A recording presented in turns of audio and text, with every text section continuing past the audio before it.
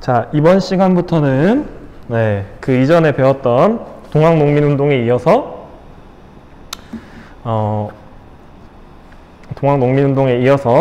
그 이후에 추진된 개혁을 배워보도록 하겠습니다. 동학농민운동은 제가 지난 시간에도 설명을 했었지만 동학농민운동은 고부봉기 여기다 잠깐 써보면 처음에 있었던 고부에서의 봉기, 1차 봉기, 그리고 2차 봉기 이 세 단계로 진행이 됐었고요.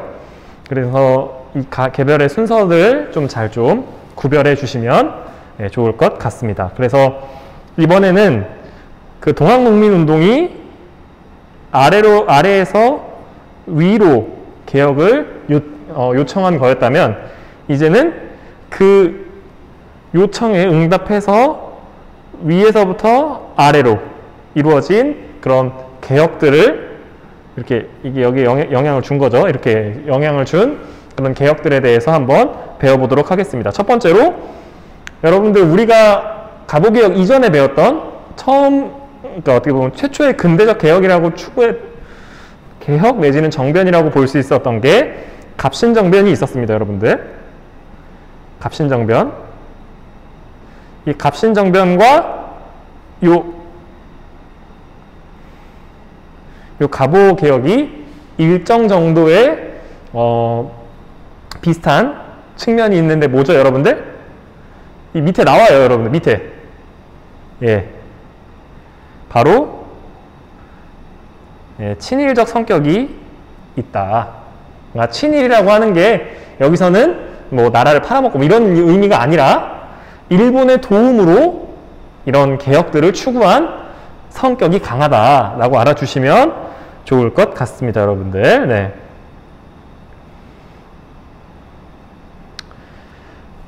자, 보시면은, 그래서 전주화약이 뭐죠, 여러분들? 언제 있었죠? 전주화약? 바로 1차 봉기 이후에, 있었던 일이죠. 1차 봉기 이후에. 그래서 그런 부분들을 좀 알아주시면 좋을 것 같고요. 그래서 내정 개혁들을 하게 됩니다. 여기서 내정이라고 하면 조선 안에 있는 여러 가지 정치 시스템들을 개혁하는 거죠. 그런데 조선이, 그러니까 일본은 이걸 계속, 강요했지만, 그거를 받아들일 필요는 없잖아요, 조선이. 근데 그것들을 거부하게 되니까, 이제는 거부하고 이제 스스로 개혁을 하겠다라고 해서, 교정청이라고 하는 거를 설치하게 됩니다. 그래서 이런 관청들을 잘 좀 구별해 주셔야 돼요. 아시겠죠? 그래서 그런 것들을 했고, 그래서 이렇게 계속 어떻게 보면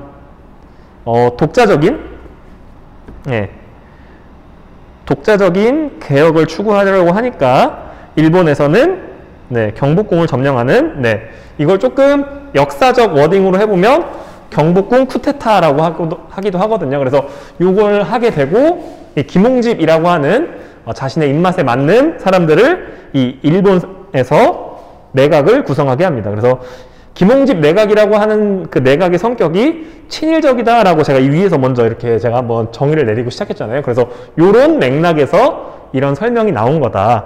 자, 참고로 갑신정변 하면 떠오르는 인물이 누구죠, 여러분들? 김옥균이죠. 이분도 나중에 어디로 도망갔었죠?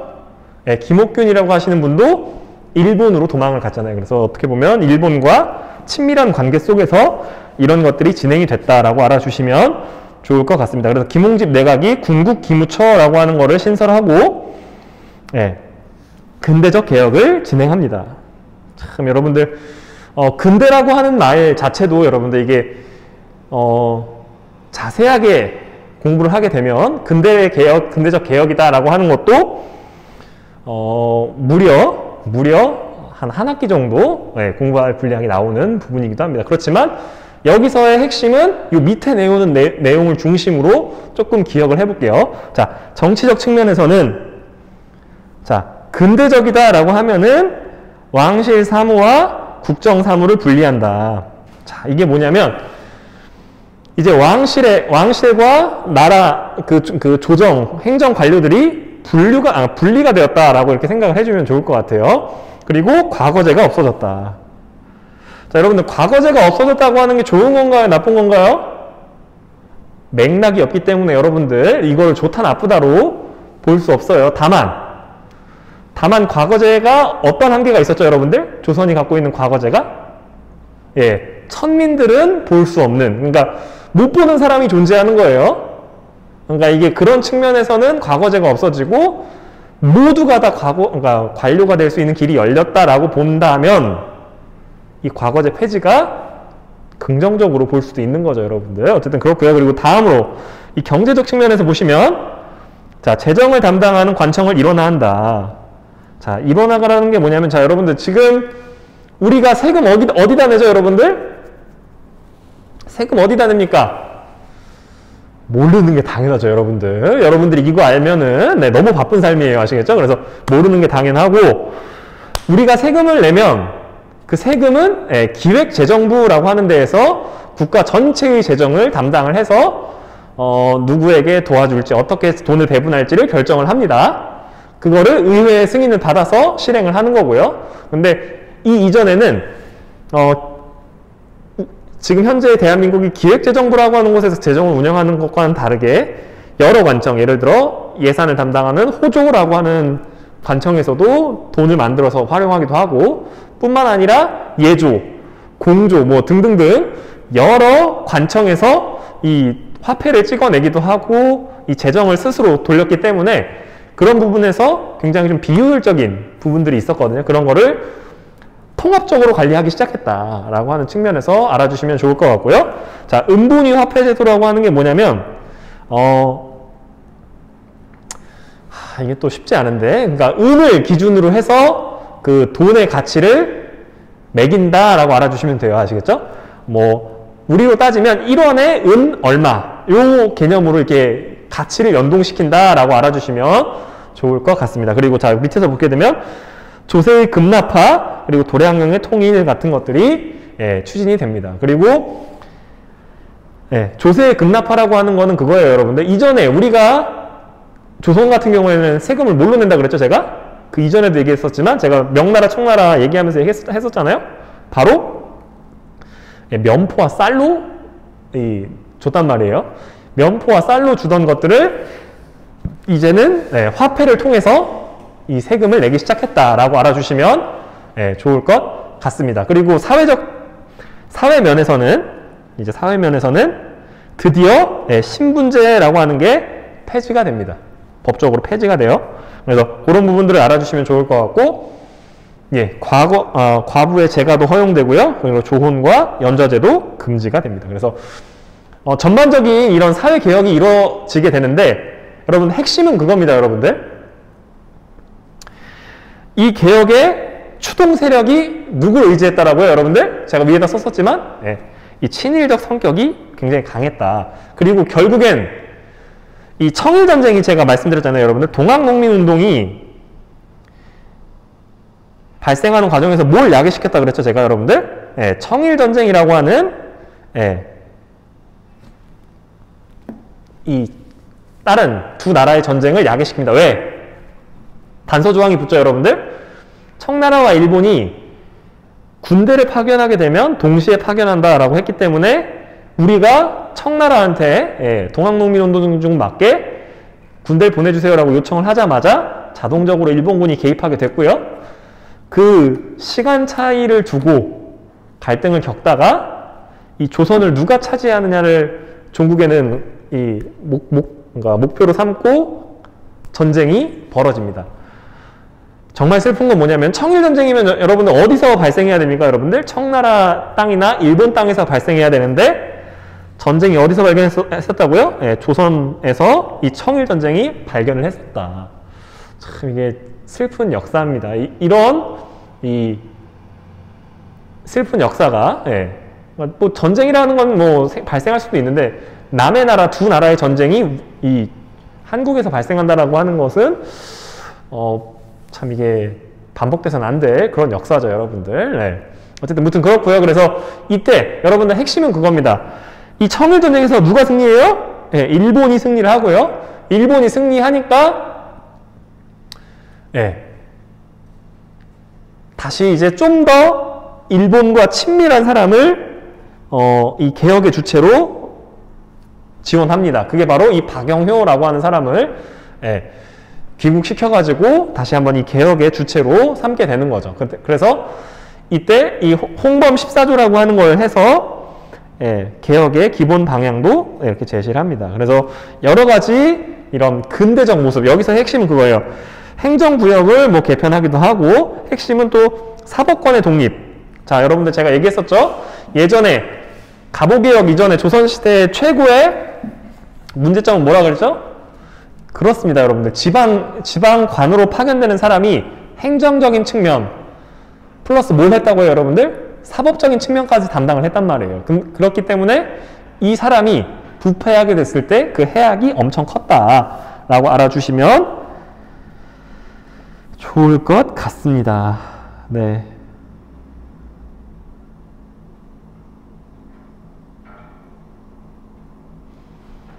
참, 여러분들, 다음으로 넘어가서요.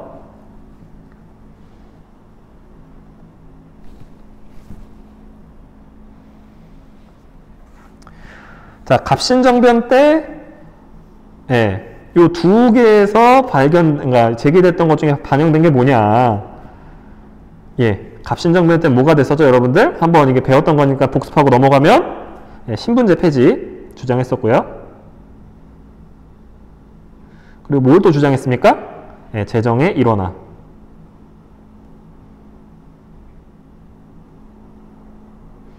그리고 동학농민운동에서는 뭐가 이게 주장됐었죠? 그렇죠. 신분제 폐지죠, 여러분들. 네. 그래서 참 이 모든 것들이 좀 이런 좀 부정적인 상황이었지만 그 성격 내부에서는 그래서 그런 것들을 좀 알아주시면 좋을 것 같습니다. 그래서 여기서는 그 용어만 하나 알고 넘어갑시다. 왕실 사무를 담당했던 걸 국내부에게 몰아주고 그 이전에 내각을 의정부에 집중시켰다라고 해서 이 두 가지로 분리를 시켰다라고 하는 것만 알아주시면 좋을 것 같습니다. 그래서 자, 중요한 건 자, 여러분들 여기서 보시게 되면 지금 상황이 어때요? 그쵸? 원래는 갑신정변은 누구 때문에 안 됐어요? 청나라 때문에 안 됐죠. 그래서 청나라에 의지한 그 기간이 한 10년 정도 지나가고 나서 이 동학농민운동이 발생을 한 거죠, 여러분들. 자, 그러면 청나라에 의지해서 자신들의 정권을 유지했던 민씨 정권이 잘 했다는 거예요? 못 했다는 거예요? 잘 못했다는 거죠, 여러분들. 잘 못하고 있는데 청일전쟁에서 일본이 이기면서 급속도로 일본과 친한 사람들이 권력을 잡기 시작하면 기득권을 갖고 있었던 민씨 일족 입장에서는 어떻게 됩니까? 이 상황을 바꿔내야겠죠, 그죠? 자, 그 내용을 조금만 보도록 하겠습니다, 여러분들. 자, 상황이 그거예요. 청나라와 함께했던 민씨 일족들이 긍정적인 역할을 못하니까 어디로 넘어갔어요?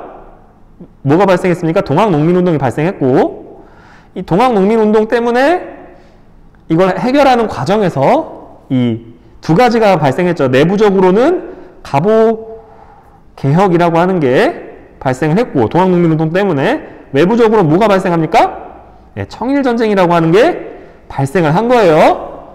굉장히 복잡합니다, 여러분들. 여기서 이제 이 청일전쟁, 갑오개혁 이 상황이 딱 터지고 나서 누가 이겼다고요? 일본 승리. 여기까지 잘 쫓아왔죠? 이 일본 승리라고 하는 것 다음부터 한번 보도록 하겠습니다, 여러분들. 일본이 승리하면 자, 누가 됐다고요? 일단 박영효라고 하는 애가 내각을 잡았다. 요런 흐름을 일단 좀 알아주시면서 이 상황에서 자, 일본이 이제 청나라한테 이제 전쟁 비용 다 받아내고 하겠죠? 근데 그런 것들 했는데 누가? 이 러시아라고 하는 사람이 프랑스, 독일과 함께 러시아 플러스 2가 누구랑? vs 일본과 함께 갈등을 벌이게 되는 거죠. 왜? 조선이라고 하는 나라가 일본에게 넘어갔을 경우에 일본은 누구랑 친했어요, 여러분들? 일본도 친구가 있어요. 이게 왕따 아닙니다. 영국이라고 하는 애랑 친했는데 그럼 뭐가 됩니까? 러시아 입장에서?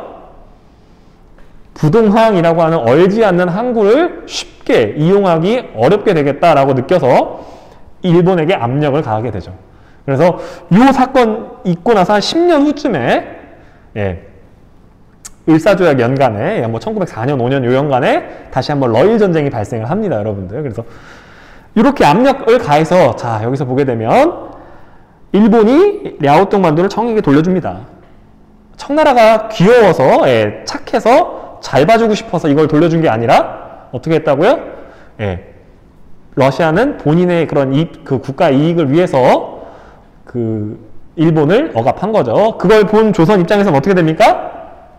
그쵸, 여러분들. 예, 친러 내각을 예, 등용하고 반일 정책을 강화하게 됩니다. 일본 입장에서는 눈 뜨고 예, 이 일을 볼 수 없죠, 여러분들. 그래서 이걸 배후에서 조정하고 있었던 이 명성황후 이분을 예, 시해하는 예, 만행을 저지릅니다. 그래서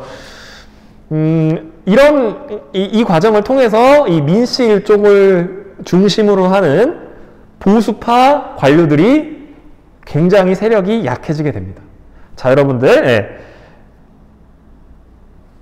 왕후가 죽었다, 왕후가 살해당했다 라고 하는 건 어떤 정도의 일이냐면 그 옆에 있었던 누구도 예, 고종 임금님도 충분히 위험했다, 고종 임금님도 위험했다라고 하는 것도 덤으로 알아두셔야 됩니다. 그래야 요걸 의미하는 거고, 그래야 요 아관파천이라고 하는 게 이해가 되거든요, 여러분들. 그래서 그런 것들을 좀 알아주시면 좋을 것 같습니다. 그래서 을미사변 때문에 다시 이 김홍집 내각이 구성됩니다.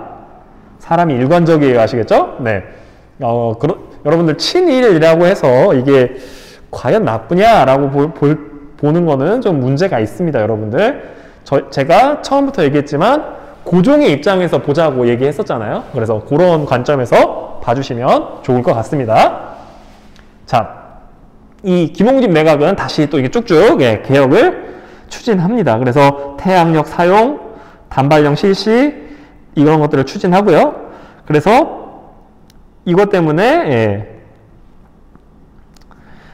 전국적인 의병이 발생을 하고요. 예, 그래서 이런 신변의 위협을 느꼈던 고종은 예, 러시아 공사관으로 처소를 옮겼다. 예, 이렇게 도피한 거죠. 도피. 즉 여러분들 요게 뭐 어떤 의미냐면 망명을 한 거예요. 정치적 망명을 한 거죠. 위험하니까. 어디에서 어디로? 예, 조선에서 러시아로. 참 안타깝습니다, 여러분들. 그러면서 이 갑오 을미 개혁이 또 중단이 되죠. 예, 그래서 그런 것들을 좀 알아주시면 좋을 것 같습니다. 이 갑오 을미 개혁이라는 거는 여러분들 핵심은 제가 말했죠, 여러분들. 앞에서 처음 얘기했던 일본의 간섭, 즉 친일적인 성격이 있다. 그래서 뭐가 빠졌겠어요, 여러분들? 뭐가 빠졌겠어요, 여러분들? 일본이 우리나라를 개혁시켜. 왜 개혁시켜요? 아까 전에도 얘기했다시피 갑신정변 때도 우리 배웠잖아요. 청나라로부터 멀게 하고 어쨌든 독립된 국가여야지 자기가 점령하기 쉽잖아요. 그래서 그런 의미다. 그래서 핵심은 그거예요. 군사제도라고 하는 자기에게 걸림돌이 될 부분, 그리고 또 토지제도라고 하는 나라를 부강하게 하는 부분에 대해서의 개혁은 이루어지지 않았다. 그렇지만 그 이전에 있었던, 저희가 위에서 살짝 봤잖아요. 갑신정변과 동학농민운동에서 주장했던 내용들이 일부 반영됐고, 그리고 상당히 근대적인 여러 가지 제도들이 예, 제가 밑줄 치면 다 얘기했잖아요. 그런 것들이 들어왔다라고 알아주시면 좋을 것 같습니다, 여러분들. 그래서 왜 옮겼느냐라고 하게 되게 보면 네, 을미사변 이후에는 네, 갇혀있는 상태였다. 그래서 네, 의병 덕분에 이동하니까 고종이 네, 러시아 공사관으로 옮겼다. 아쉽죠, 여러분들. 네, 그래서